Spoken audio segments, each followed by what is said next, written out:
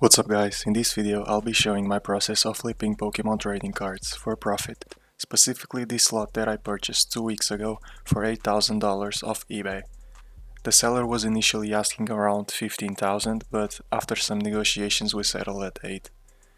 Another thing to keep in mind is that I live in Portugal, so in order to bring this all the way here, I had to pay an extra $300 to $400 in import fees and shipping. So our total out of pocket comes to around $8,300. The contents pretty much consists of 12 Pokemon Master Sets, as you can see in front of me, from the Sword and Shield era. We got some Sword and Shield base, Rebel Clash, Vivid Voltage, Involving Skies, Chilling Rain, as well as some holiday sets such as Celebrations, Champion's Path and Shining Fates. If you're not very familiar with Pokemon collecting, a master set is basically a full collection of a certain set, meaning it contains all the cards, the non-holos, the holos, the reverses, and all the special rarity cards, so VMAXs, GXs, depending on the set. And in this video I'll be showing you the process I go through to sell the integrity of it and try to maximize the profit. Okay, so let's talk strategy.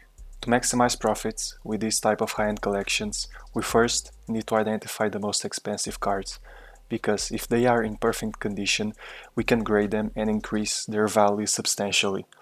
If you don't know what grading is a process of assessing the authenticity and quality of collectibles. If a collectible is sought after and you can grade it and get a good grade, you can sell it for a lot of money. Here are some examples from Evolving Skies. This Umbreon goes for around $700 raw, but if graded in perfect condition it fetches over $1,200. The Rayquaza Alt Art VMAX is also a big hitter, selling for $300 to $400 raw and $600 graded at a PSA 10. To achieve the PSA 10 status, the card has to pretty much be perfect in 4 categories: corners, edges, surface and centering, so it can't be damaged or have any major defects. But not every card is worth sending to get evaluated. This process is long, expensive, with shipping back and forth, fees, and so on. So I personally usually pay around $26 per card. And if a card is cheap or has a lot of damage, grading it will only make you lose a ton of money. Unless the card has some sentimental value or you need it for your personal collection, then go for it. After going through all the binders and inspecting the cards, I was able to gather this stack of 23 cards that I strongly believe will score a PSA 10 and I'll be able to profit. I'm generally very strict with my grading. This collection of 12 master sets, for example, has a few thousand cards, and I only chose these 23 to grade. These cards are amazing, no wonder why they are skyrocketing in value. Just look at these alternate arts. The Sword and Shield era is my personal favorite. Now, all that's left is going to the PSA website, create a new submission, ship the cards, and wait some time for them to come back. Wish me luck. Now that we got this step out of the way, I'll proceed to list everything else individually on Card Market. In case you don't know, Card Market is basically an European version of TCG Player. A great place to sell single cards, and since I live in Portugal, that's the website I use. It's simple, intuitive, and the shipping costs are calculated automatically and paid by the buyer. Listing all these cards will probably take a few weeks on its own, since there's around $2,000 to $3,000 cards in this collection. If a card is over $10, I also take front and back pictures of each and attach those pictures to the listing.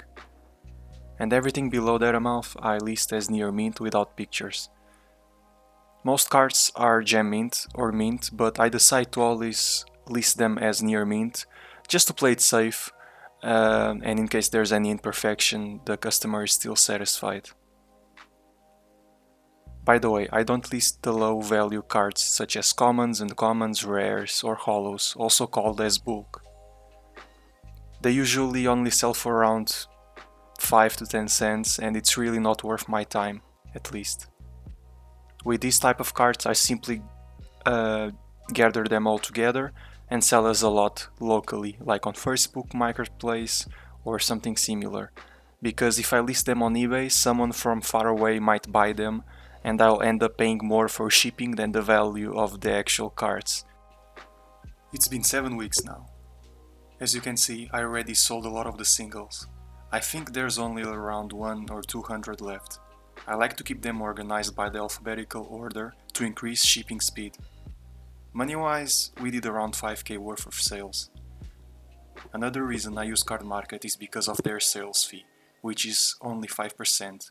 This is really low compared to eBay's 15%. And lastly, our PSA submission is finally back, so that's great news. And let's get the unboxing and see how it went. Alright, finally, let's reveal the grades. Oh, this card better be a PSA 10. It's the most expensive one of the whole collection. Oh, nice, I'm relieved now. Next up we got the Glaceon. Hopefully also PSA 10, alright, nice. Moving on, the Medicham, also 10. The Sylveon also got a 10, that's a big hitter. Nice, 5 for 5. The Rayquaza is my favorite Pokemon, so that's great. The Charizard from Shining Fates also 10. Another 10. Articuno from Chilling also 10. So far only 10s, which is great. Moving on. Another 10.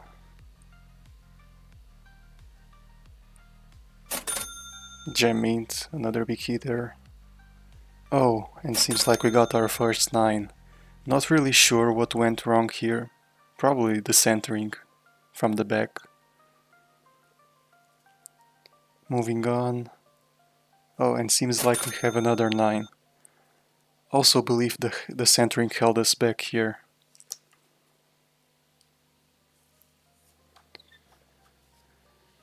Two 9s in a row, and we are back in the 10 streak.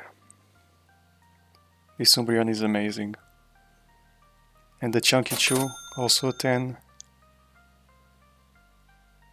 The Glaceon, also Gem Mint.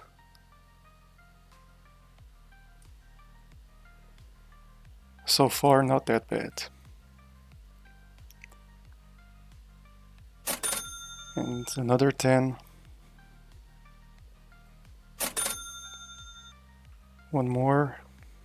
Let's go. One more.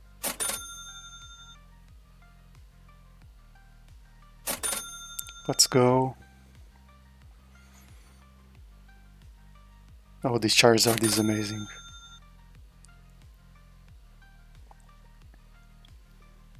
This one from Celebrations is also very nice. Leafeon Altart. And the Kelly Rex also was a 10. Overall, I'm pretty happy with this submission. Out of the 23 cards we sent, 21 were 10s and only 2 got PSA 9s. That's a 91% gem mint ratio. The following weeks went pretty smoothly. I was listing the PSA cards on eBay and they were selling quite fast. We also sold the remaining singles from Card Market. Surprisingly, there was no lost packages, scams or disputes in any order, which is great for our profit margin. Now let's finally get into the juicy part, the results. Starting off with the sales numbers, we did just shy of $6,000 worth of singles, $4,650 worth of PSA card sales on eBay. The bulk and lot cards, I haven't sold everything yet, but I estimate it will be around $700. Now the costs that we need to factor in. Grading ended up being a little bit more expensive than I anticipated. It ended up being $680 because I got upcharged. The PSA representative said I had to pay more. The collection was $8,300, as I mentioned in the beginning of the video, and all in all we did $2,330 worth of profit. I think I did around 150 hours worth of work for this flip, and that comes to around $15 per hour, which is like 3 times the minimum wage here where I live. Overall, I'm happy with the outcome. This side hustle is pretty easy and anyone can do it from home. Plus, I feel like I paid a pretty fair price to the owner of the collection.